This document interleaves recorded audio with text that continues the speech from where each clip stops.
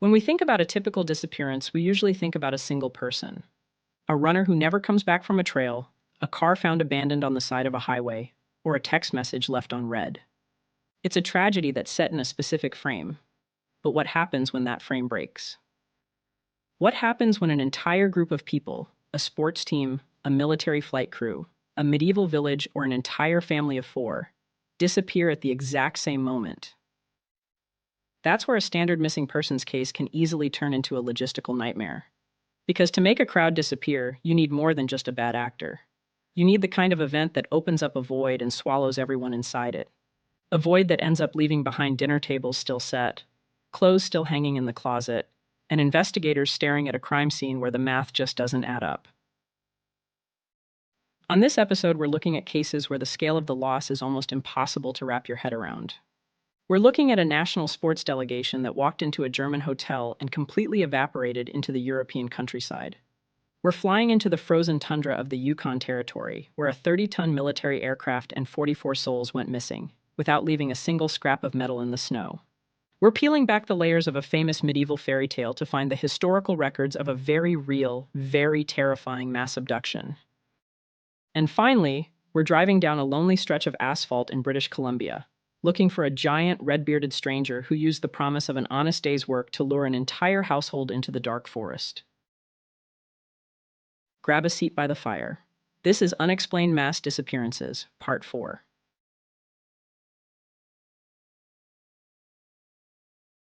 In the spring of 2004, the German city of Dietzenbach was preparing to host an international sports event, and they had invited the official national handball team of Sri Lanka for a multi-city tournament.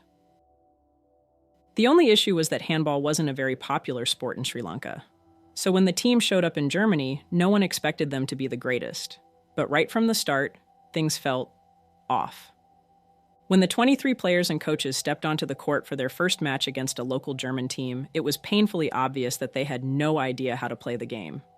They didn't know the rules and they couldn't catch the ball. Combine those two things and they were losing matches by more than 30 points. It was almost funny how bad they were. Assuming the team was simply amateur, the German hosts felt bad for them, buying them dinners, taking them sightseeing, and treating them like honored guests. Then came the morning of September 13th, 2004. The German organizers went to the team's hotel to pick them up for breakfast and the next leg of the tournament. They knocked on the doors to their rooms, but there was no answer from any of them. They assumed that an illness spread to everyone on the team, or they simply overslept, so they asked the hotel to open the rooms. But inside, they didn't find anyone, or anything. Instead, they found 23 empty beds. The rooms were totally empty. Their luggage was gone, their clothes were gone, and their passports were gone. The only thing left behind was a brief handwritten note on a desk in one of the hotel rooms. "We are leaving for France. Thank you for your hospitality." Just like that, an entire national delegation had evaporated into the European countryside. The German police launched a missing persons investigation, treating it with the urgency of a potential mass kidnapping. They contacted the Sri Lankan embassy to get background info on the players. And that's when the investigators hit, quite possibly, the most bizarre twist of the case. The Sri Lankan Ministry of Sports looked at the names on the roster and informed German authorities that not only did they not have a national handball team, they didn't have a handball association, and had absolutely no idea who those 23 men were. It turned out the entire thing had been an incredibly elaborate, highly organized plot. A group of 23 ordinary citizens from Sri Lanka, a country that was at the time trapped in a brutal decades-long civil war, had invented a fake sports federation out of thin air. They forged official letters, applied for official sports visas at the German embassy in Colombo, and walked right through international security disguised in matching tracksuits. The tournament was never about sports. It was a highly coordinated human smuggling operation disguised as a handball team. Once they had their feet on European soil and their visas were stamped, they just waited for the perfect moment to slip out the back door of a German hotel and disappear into the crowd. While we know why they did it, the how remains a fascinating logistics puzzle. To this day, most of those 23 men have never been officially tracked down.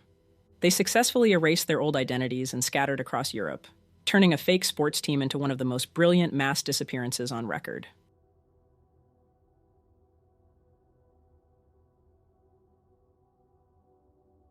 On January 26, 1950, a four-engine military transport plane taxied down the runway in Anchorage, Alaska.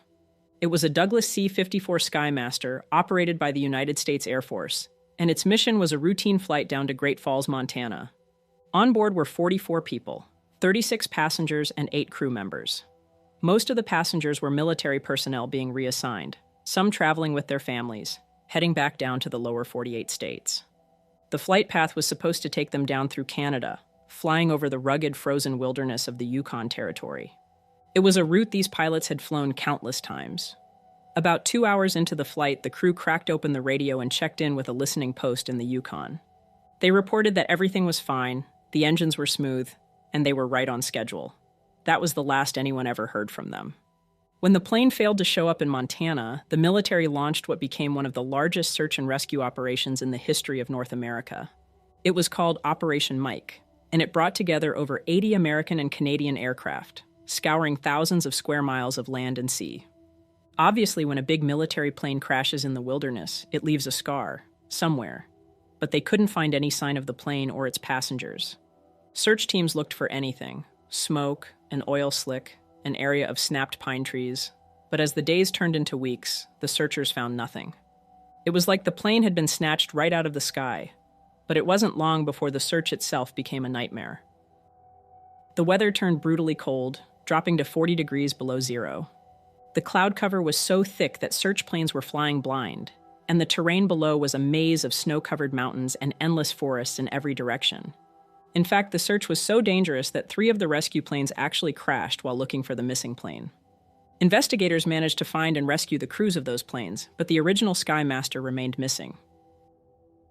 After nearly a month of freezing flights and 0 clues, the military officially called off the search. 44 people and a 30-ton aircraft had simply ceased to exist.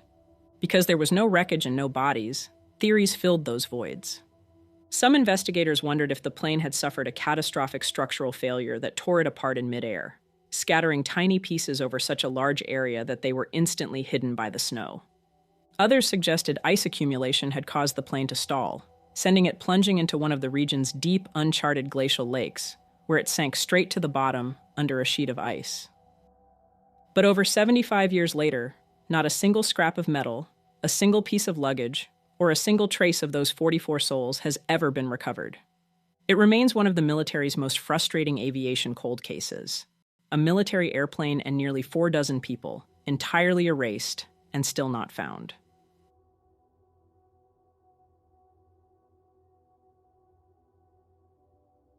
When we think of the Pied Piper of Hamelin, we think of the fairy tale. We think of a bedtime story about a man playing a magic flute in order to lead rats into a river, and then doing the same to all the kids in the town, because the mayor stiffed him on the pest removal bill. But if you look at the historical records, you'll see that this isn't actually a fairy tale that someone made up. The mystery begins in the town of Hamelin, Germany, in the late Middle Ages. Unlike most legends that evolve over centuries of oral storytelling, the town of Hamelin kept a terrifyingly literal receipt of this event. The earliest known record was a handwritten note inscribed in the town's official chronicle book from the year 1384. The entry was brief, but devastating. It simply read, "It is 100 years since our children left." The core of the mystery is preserved on a single piece of evidence that survived for centuries: a stained glass window in the town's market church, dating back to around the year 1300. Before the window was destroyed in the 17th century, historians meticulously copied down the text written on it. The inscription read, "On the day of John and Paul, 130 children born in Hamelin were led away by a piper clothed in many colors, and were lost at the place of execution near the Koppen." Notice what the oldest records don't mention: the rats. The whole plague of rats part wasn't added to the story until almost 300 years later. The original event is purely about the sudden, unexplained loss of 130 children on a single afternoon, specifically June 26, 1284. So what actually happened in 13th century Europe? Because there's 2 terrifying realities that could fit the historical records. The first is some kind of medical disaster.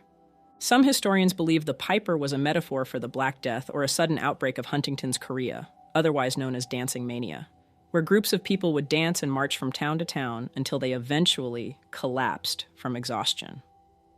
In a time before medical science, a colorful figure leading children away might have been the only way a traumatized town could rationalize a plague that wiped out an entire generation of its children. But there's a second, much more calculated theory. During the 13th century, Germany was undergoing a concerted push to colonize parts of Eastern Europe. Landlords known as locators would travel from village to village to recruit young people to leave their crowded hometowns and start new settlements in places like Transylvania or Pomerania. These recruiters, so to speak, were famous for wearing bright, multicolored clothing to attract attention, and they used flutes and drums to gather a crowd in the town square. The theory goes that the youth of Hamelin were either persuaded or even purchased to join one of these mass migrations. They marched out of the town gates behind a colorful locator, walked into the German forest, and never came back. To this day, the town of Hamelin still pays tribute to that June afternoon in 1284. There's a street in the center of town called the Bungelosenstrasse, the street without drums. There's still a local law going strong for over 700 years that no one is allowed to play music or dance on that street, because that's the exact path the children took when they walked out of the town and disappeared into history.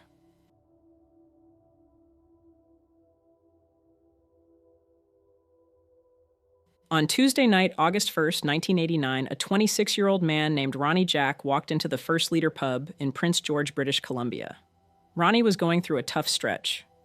He'd suffered a bad back injury that kept him out of work as a woodcutter. His family was relying on welfare, and money had gotten so tight that his wife, Doreen, was struggling to afford basic necessities for their two young boys, 9-year-old Russell and 4-year-old Ryan. But that night at the bar, Ronnie ran into a stranger who offered him what looked like a total lifeline. The man was what you could call an imposing figure, somewhere between 6 and 6.5 feet tall, weighing well over 200 pounds, with reddish-brown hair and a full beard. He looked exactly like a lumberjack, wearing a red checkered work shirt and a blue nylon jacket. This stranger told Ronnie that he managed a logging camp out near Klukul's Lake, about 40 kilometers west of town. He offered Ronnie a job bucking logs, offered Doreen a job as a kitchen helper, and promised they would be provided with housing. He even mentioned the camp had an on-site daycare for their 2 kids. There was only one catch. They had to pack up and leave with him right that second. Because the Jacks didn't own a vehicle, the stranger offered to drive the whole family to the camp in his 4-wheel drive pickup truck. Ronnie was ecstatic. He left the pub with the man, and they went back to the apartment his family was renting to start packing their belongings. At 11:16 p.m., Ronnie called his brother to share the good news about the unexpected opportunity.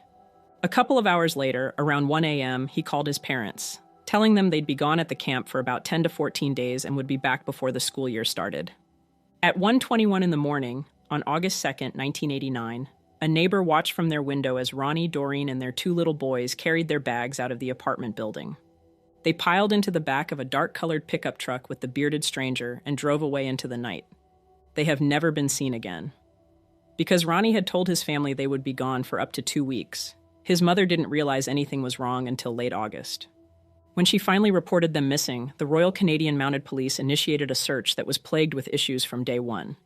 When investigators searched the apartment, they found that the family had left almost all of their clothes, furniture, and the boys' school records behind. They had truly intended to come back. Then, on September 7th, the RCMP made a catastrophic mistake. They reported to the media that the Jack family had been found safe. The mistake caused the investigation to be shut down for roughly a week before the RCMP realized their blunder, retracted the statement, and officially reopened the missing persons file. But by the time the police realized their error and reopened the case, the Jack family had been missing for over a month. Right when public awareness should have been peaking, the police effectively told the media, the community, and potential witnesses to stop looking because the case was solved. Years dragged on without any answers, until early on a Sunday morning in January 1996. The police dispatch in Vanderhoof received an anonymous phone call. A man's voice came through the line and said, "The Jack family are buried in the south end of a ranch." The call lasted less than 10 seconds before the man abruptly hung up. Forensic teams scrambled to trace the call, tracking it back to a home in a small First Nations area called Stony Creek, where a loud house party had been happening at the exact time the call was placed. Because of the loudness of the party and the poor audio quality of the recording, investigators couldn't identify who made the call or the exact name of the ranch he had mumbled. Over the years, police have targeted specific properties with ground-penetrating radar and heavy machinery, most recently in 2019, but the digs have always come up empty. The disappearance of the Jack family is entirely unique in Canadian history. It is the first and only time an entire family unit of 4 has vanished without a trace. The route they would have taken that night, Highway 16, is a stretch of asphalt now notoriously known as the Highway of Tears, due to the disproportionate number of Indigenous women and people who have gone missing or been murdered along it. Almost 40 years later, the identity of the giant, red-bearded stranger from the First Leader pub remains a mystery.